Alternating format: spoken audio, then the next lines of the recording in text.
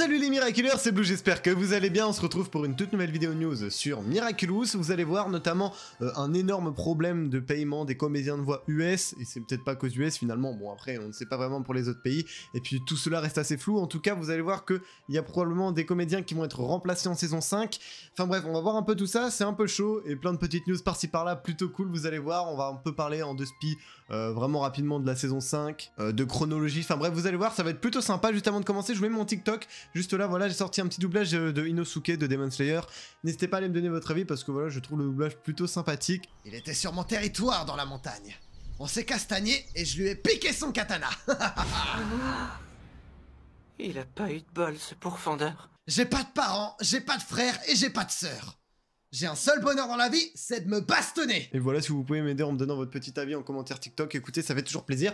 Et n'hésitez pas à vous abonner à la chaîne les gars, avec la petite cloche des notifs pour ne rater aucune des prochaines vidéos. On a bientôt les 26 000 abonnés. Voilà, en vrai, est-ce que vous pensez qu'on peut les passer avant la fin du mois? Je sais pas. En tout cas, je compte sur vous. Je sais que si tous ceux qui regardent cette vidéo, qui ne sont pas abonnés, s'abonnent, on les aura. Donc voilà, merci beaucoup, ça fait vraiment plaisir. On va tout de suite commencer la vidéo. Je vous souhaite un excellent visionnage. Ok, donc on commence avec une petite news tranquillou et une personne sur Twitter qui nous met OMG, le magasin où je travaille vient de recevoir des œufs de Pâques. Qui est-elle? Elle est si jolie, OMG. Du coup voilà, cette personne dans son magasin a reçu un nouveau design du coup de la magicienne que je vous montre à l'écran, du coup qui sera dans le film Miraculous Awakening de Zag.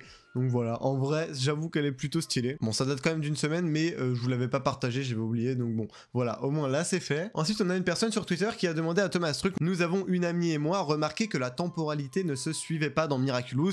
Ça, je pense qu'on l'a tous remarqué, hein. Climatica en été, le Dislocker en février, Chat Blanc en mai. On se demandait si c'était normal, qu'il n'y avait juste pas de temporalité. Et vous allez voir que ce que Thomas Truc a dit est vraiment très intéressant. Même si ça avait été déjà dit dans le passé, là il a reprécisé, donc ça fait vraiment plaisir. De plus, les personnages sont en troisième, pourtant le spécial Shanghai, qui se trouve entre la saison 2 et 3, se passe en vacances. Donc là, Thomas Truc précise que c'était pas forcément les grandes vacances, hein. Ça pourrait être n'importe quelle vacances, ça n'avait pas vraiment d'importance. Et puis là, il nous dit, il n'y a pas de temporalité. Si on a besoin qu'il fasse chaud, il fait chaud. Si on a besoin qu'il fasse froid, il fait froid.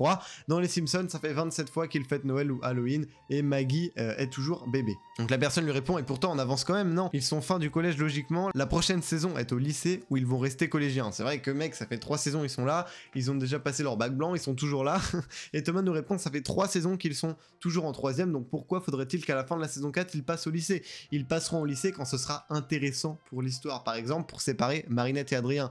Et encore une fois, du coup, il y a quelqu'un qui demande du coup c'est canon, etc. Il dit non, c'était juste un exemple. Donc en gros, moi je pense que peut-être ils passeront au lycée quand ce sera la fin de quelque chose, tu vois, quand il y aura vraiment besoin d'avancer à ce niveau-là. Peut-être par exemple en fin de saison 5, voilà, quand l'histoire autour de Gabriel Lagresse serait terminée, et bah voilà, on verra qui passeront au lycée, et puis voilà, après la vie continue, tu vois.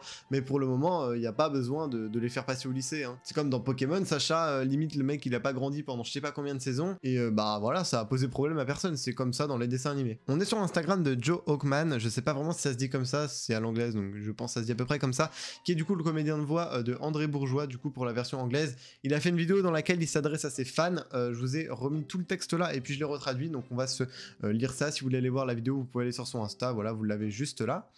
Salut tout le monde, ceci est spécialement pour mes fans Miraculous. Tout d'abord, je vous suis reconnaissant d'avoir suivi mes exploits en tant que père de Chloé, Monsieur Bourgeois et Malédicteur. Earth Hunter, du coup c'est Mange Amour, et Santa Claus, du coup bah il a dû faire le Père Noël dans l'épisode Noël. J'ai vraiment apprécié ces 4 dernières années de travail avec les gens formidables qui produisent la série. C'est vraiment génial de travailler avec tous ceux qui font cette série. Mais après 4 ans, j'ai une triste nouvelle, à savoir que je vais très probablement être remplacé pour la saison 5. Il semblerait que c'est ce qu'il se passe car il s'agit d'une question de contrat. La série a tellement de succès, c'est la série la plus réussie sur laquelle je n'ai jamais travaillé, mais c'est celle qui me paie le moins de toutes les séries sur lesquelles j'ai travaillé. Donc déjà, c'est quand même assez étrange.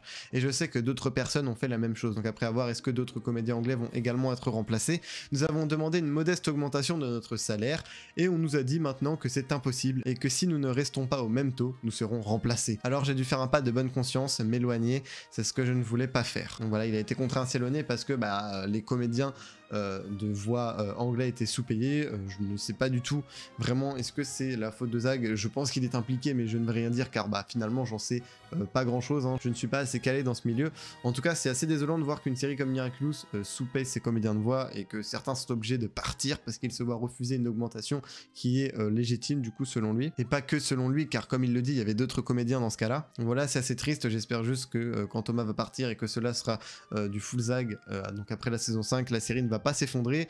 On suivra ça ensemble, on verra bien, mais ça fait un peu flipper. Petite info de dernière minute, on a également la comédienne de voix anglaise pour Rose, Juleka et Gina Dupin, donc la grand-mère de Marinette, qui a annoncé qu'elle aussi allait être remplacée en saison 5 pour la même raison du coup que la personne qui s'occupe d'André Bourgeois, tout simplement car elle estime ne pas être assez payée. Ah oui, j'ai failli juste oublier de vous dire que dans ce TikTok, elle dit également qu'ils avaient des clauses de confidentialité entre les comédiens de voix pour pas qu'ils puissent se dire leur salaire parce qu'il y avait des différences, donc voilà. Ça souligne encore une fois que tout n'est pas net. On verra si d'autres comédiens suivent ensuite, de toute façon je vous tiendrai au courant si c'est le cas. Et on a également Jesus Barreda, le comédien de Adrien et Chat Noir en espagnol, qui a tout simplement dit que lui aussi, il trouvait tout simplement qu'il n'était pas beaucoup payé, ou en tout cas pas à leur juste valeur, mais il n'a rien dit de plus de son côté. Autre petite news qui date déjà, mais j'avais dit que je vous tiendrai au courant là-dessus. Vous savez, Linda Lee Rose, elle avait fait un post Insta tout simplement où elle disait qu'elle allait bientôt partager un truc, et ce truc c'était la nouvelle figurine de Bunnyx, et tout simplement au dos de la boîte de cette figurine on a une description que je vous mets à l'écran, je l'ai traduit, et il y en a beaucoup qui disaient que cela nous donnait un indice de comment Bunnyx aurait eu son Miraculous ou quoi, mais je vous avoue que je comprends pas parce que c'est écrit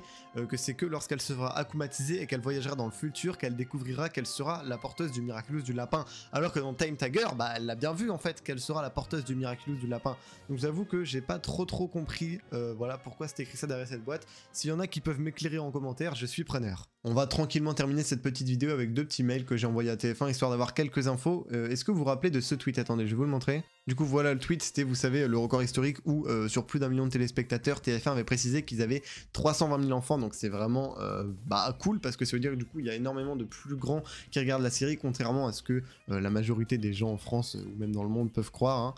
Et du coup c'est vrai que j'avais trouvé ça un peu étrange parce qu'on nous dit tout le temps que c'est tout le temps les enfants qui regardent majoritairement. Du coup j'avais demandé à TF1 comment ils ont fait pour savoir tout simplement ces chiffres là, moi ça m'a intrigué. Et du coup je vous mets le mail à l'écran, il m'avait dit que c'était Médiamétrie, une société tierce voilà qui leur donnait ces informations. Et du coup voilà ils m'ont confirmé ensuite que ça voulait dire que la série avait un attrait autant pour les enfants que les parents. Donc voilà, ça fait vraiment super plaisir de savoir ça. Du coup je me suis renseigné après, Médiamétrie vous savez, ils prennent des gens de dans différentes situations, voilà je vais pas rentrer dans les détails, et en gros mathématiquement en faisant ça ils peuvent avoir tout simplement une estimation très précise du coup de l'audience globale juste avec des échantillons de personnes. Voilà, c'est une technique très connue dans ce milieu là, et du coup grâce à ça je me rends compte que j'avais pas mis de lumière pendant toute la vidéo. Bon bah cette vidéo sera comme ça. Dites-moi si vous préférez la lumière de cette vidéo ou de celle d'avant, je sais pas trop. Dans tous les cas c'est comme ça qu'ils ont fait du coup pour avoir l'ensemble tout simplement des audiences. Et j'avais envoyé un deuxième mail à TF1 même si je savais très bien que j'aurais pas eu de réponse, tu vois, on sait jamais, sur un malentendu en leur demandant s'ils avaient quelques infos voilà sur éventuellement la saison 5, et ils m'ont répondu qu'à ce jour ils n'avaient aucune info sur une éventuelle.